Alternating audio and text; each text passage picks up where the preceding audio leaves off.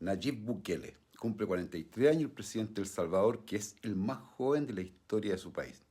A quien tocó, todos contra la derecha, daremos parte de su historia, biografía, y así podremos entender cómo se gobierna para un país bajo la dictadura de la delincuencia y de la corrupción de los poderes. Porque esto también está pasando en Chile y les sirve a los candidatos futuros presidentes como un ejemplo de experiencia, también a los jóvenes que tienen aspiraciones políticas, de cómo lo hacen para influir en el mundo del poder. No se la crean que es así nomás, ¿ya? Bukele en su propósito principal era controlar a las maras, pandillas que hacían estragos en su país, como aquí en Chile, el tren. Y eso lo convirtió en un personaje y de fama mundial, ¿ya? Salvador es un país chiquito de Centroamérica. Pero ¿qué pasaba en El Salvador? Vamos al contexto al año 1995. Fíjate que 147 homicidios por cada 100.000 habitantes. 147 homicidios por cada 100.000 habitantes. Y el 2015, una tasa de 105 homicidios por 100.000 habitantes. Y para el 2023, solo 2 homicidios por 100.000 habitantes. Esas son las estadísticas oficiales. ¿Pero qué pasó? La pregunta que cabe hacerse es cómo lo hizo. Reducir la delincuencia a casi cero. Bueno, para entender esto hay que ir a la historia de Nayib. El padre de Nayib, Armando Bukele Catán, que fue un destacado empresario árabe palestino y doctor en química industrial, y la actividad de Armando trascendió los negocios, que fue uno de los primeros imanes del Salvador e impulsó la creación de las primeras mezquitas que hubo en la región. ¿Ya? O sea que, ¿qué es un imán? En árabe, en los árabes, es la persona que guía a los musulmanes en la oración y en la vida.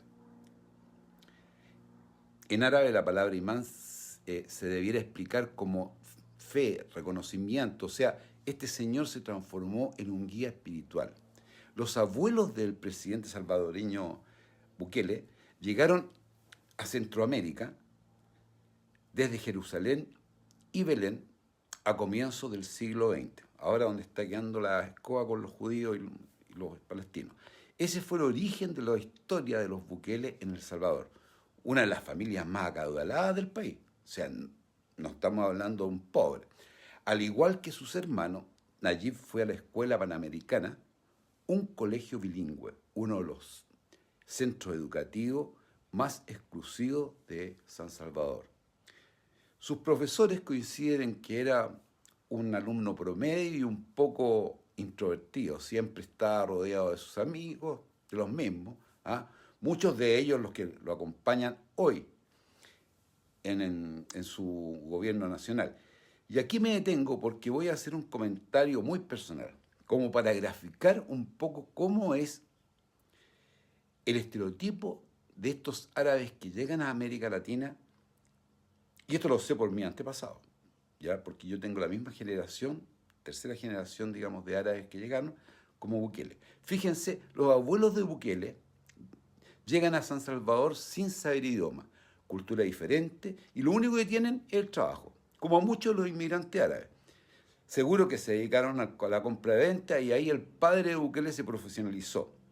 Y esto es importante porque de inmediato va incorporando el trabajo social y religioso, que es una opción por los más pobres, al hacer estas mezquitas y ser el pastor de ellas. Y debo decir que es un gran esfuerzo de integración social y espiritual que debió haber hecho el padre de Bukele, traspasando todo este legado de conocimiento para Nayib. Entonces hay 3 cosas que quiero destacar acá. 1, la educación de privilegio de Nayib Bukele. 2, la independencia económica lograda por sus padres. Y 3, el trabajo social y espiritual que su padre le entregó. Pero ¿cómo logra su carrera presidencial? Y aquí lo contaremos. En la parte 2 veremos si Nayib Bukele es de izquierda o de derecha, o es un tipo que se desenmarca de los idealismos tradicionales y cómo gobierna. Bueno, síganme en el próximo video, den me gusta para que valga la pena estos relatos que les entrego. Sí, porque aquí estudiamos con conciencia crítica. En el próximo video continuamos. Nayib Bukele 2. Que esté muy bien. Video 2. Video que este es la continuación del 1. Obvio. Continuaremos con la biografía del presidente Nayib Bukele. Aquí es donde todos contra la derecha en el Tocoe. Pero ¿cómo logra su carrera presidencial Nayib? Bueno, aquí lo contaremos en esta parte 2, donde veremos si Nayib Bukele es de izquierda o de derecha o es de un tipo que se desenmarca o se desmarca de los idealismos tradicionales y cómo en su gobierno va mutando y combinando. ¿Y por qué digo esto? Porque van a ver en este hombre los componentes básicos de independencia, fundamental, liderazgo, seguridad. Y esos componentes a Nayib lo llevan, y aquí yo digo que la experiencia comercial, la administración empresarial es importante, porque los Bukeles logran tener cadenas de restaurantes, compañías farmacéuticas, laboratorios, agencias de publicidad, locales de ropa, concesionarias de automóviles y canales de televisión. Como heredero de una vasta fortuna y múltiples negocios, Nayib continuó con el legado familiar. O sea, Nayib era un cabro chico cuando su padre había montado su poderío comercial. A los 18 años asumió la presidencia de una de las compañías más importantes de El Salvador, la franquicia local de Yamaha Motors, que no es menor. Entonces, no es un aparecido en la esfera de poder. Él conoce y su padre se mueve en los poderes económicos, políticos y sociales. Joven, buena educación, buena pinta, como somos los paisanos. Bueno, esta estructura basal le da los ingredientes para asumir una carrera política ya soñada. Conversaba con sus padres, con sus amigos y las redes de poder y sus deseos de ser un importante e influyente político. Y así se va rodeando de personajes que lo apalancan después en sus futuros gobiernos. Un equipo de amigos y excompañeros con la misma parecida visión de gobernar, gente de confianza, como por ejemplo la ministra de Economía, María Luisa Hayem, el ministro de Medio Ambiente, Juan Carlos Videgain, y Fernando López. O sea, puso gente de su confianza, que no es menor. Por eso hay que aprender eso, de cómo se gobierna. Aunque tú pones gente de confianza, igual por un lado te pueden cagar. En la confianza a veces también está el peligro. Como se dice, es mejor el control que la confianza. Importante también el mérito y la visión sobre la vida de los subalternos y sus consejeros y compañeros laborales, pero también la educación en el manejo de la empresa y las finanzas. Y eso se da gerenciando empresas en la práctica, de cómo saber lo que es importante, lo no importante, y de lo urgente y de lo que no es urgente. Aparte de haber estudiado leyes y que no terminó, se dedicó a los negocios. Nayib Bukele administró una discoteca y este local bailable está ubicado en el centro comercial importante que es Galaxia One Palace de San Salvador. Aquí viene la parte política de Bukele, hijo. ¿Ya? Aquí es donde el compadre empieza a tejer sus redes. Las primeras incursiones de Bukele en política fueron gracias a su padre. Durante casi 15 años, la empresa de publicidad de la familia Bukele organizaron las campañas de los candidatos. Candidato del Frente Faraondo Martí para la Liberación Nacional, un partido de izquierda salvadoreño que en los años 80 luchaban en la guerrilla contra los contras gringas, que será así algo parecido a lo que era el MIR en Chile, me imagino yo. Bueno, durante el 2002, el joven Nayib era un hábil publicista conocido por implementar estrategias novedosas para la época, como las filmaciones de videos caseros. Ese año 2002 participó de la campaña que terminaría llevando a la alcaldía de San Salvador a Carlos Rivas Zamora. Gracias a este triunfo de Rivas Zamora, ya, Bukele, Nayib, se ganó el derecho a formar parte del equipo publicitario que ese mismo año planificó la campaña para las elecciones presidenciales desde el 2004. O sea, ya estaba metido en el mundo. ¿Ah? Y en el 2004, el candidato del frente, que era Shafik Handal, quien terminaría en segundo lugar detrás del expresidente salvadoreño, Elías Antonio Saca. Entonces ya sabemos que Nayib tiene un roce social y político y un mallaje de red con el poder gubernamental. Vamos a continuar en la parte 3 con Nayib Bukele, porque estoy haciendo estos videos cortitos porque si no me los rechazan las redes. Un abrazo, nos vemos en el tercero, chao. Bueno, continuando en el video 2, dijimos que Bukele se ganó el derecho a formar el equipo publicitario que ese mismo año planificó la campaña para las elecciones presidenciales del 2024. Entonces ya sabemos que Nayib tiene un roce social y político y un mallaje de redes con el poder. Pero sus constantes críticas a las cúpulas del partido le valieron la expulsión al actual presidente de El Salvador. Bueno, este se unió a la Gran Alianza por la Unidad Nacional, un partido de derecha conservador con el que terminaría ganando las elecciones del 2019. Este viraje político generó grandes debates ahí en la controversia en el ámbito público salvadoreño. Bukele fue alcalde de San Salvador, de la ciudad, entre 2015 y 2018, y además es elegido presidente en el 2019 como presidente. Y desde entonces dona su sueldo de funcionario público, él mismo se jacta de eso, de entregar este dinero al pueblo salvadoreño para que sea destinado a proyectos educativos, su salario y sus gastos de representación de su... Entonces, esto es donado por Bukele, ¿ya? Y no como otros que la quieren toda para ellos, y tienen helicóptero y mina y ya. Abril del 2023, Bukele fue noticia por el lanzamiento, esta es muy buena, de su videojuego, Plan Control Territorial Extracción. El juego dispuesto para Android, le permite al usuario encarnar el rol de Bukele. O sea, mientras los niños juegan ahí, son Bukele.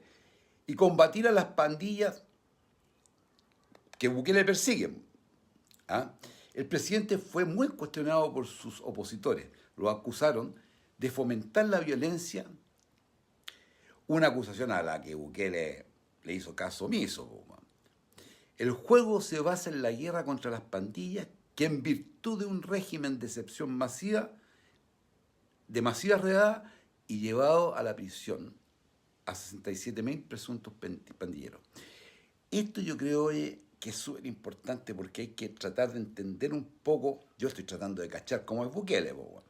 Bueno, para mí en este caso, Bukele a través de estos juegos y su culto a su personalidad, porque en el juego aparece él, el presidente Bukele, persiguiendo a los 67.000 narcotraficantes y pandilleros. ¿Ah?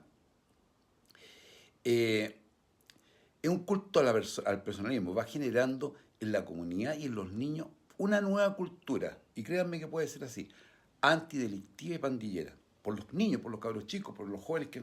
¿ah? Y creo que aprovecha la tecnología y la incorpora al consciente colectivo. Bueno, en varios discursos Nayib citó a la Biblia cristiana, pese a que no se considera religioso, a pesar de que él en entrevistas también dice que cree en Jesús y en la Virgen María. Y ahí me parece que hay contradicciones, me parece que hay de pronto manipulación en sus declaraciones. Está en contra del aborto.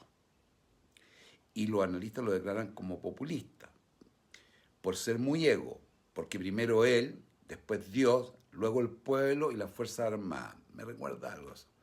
Eso lo dice el 2023, pero antes del 2015 Bukele decía, soy una persona de izquierda porque lucho por la justicia social, trabajo por los desprotegidos y trabajo por eliminar las áreas de exclusión social.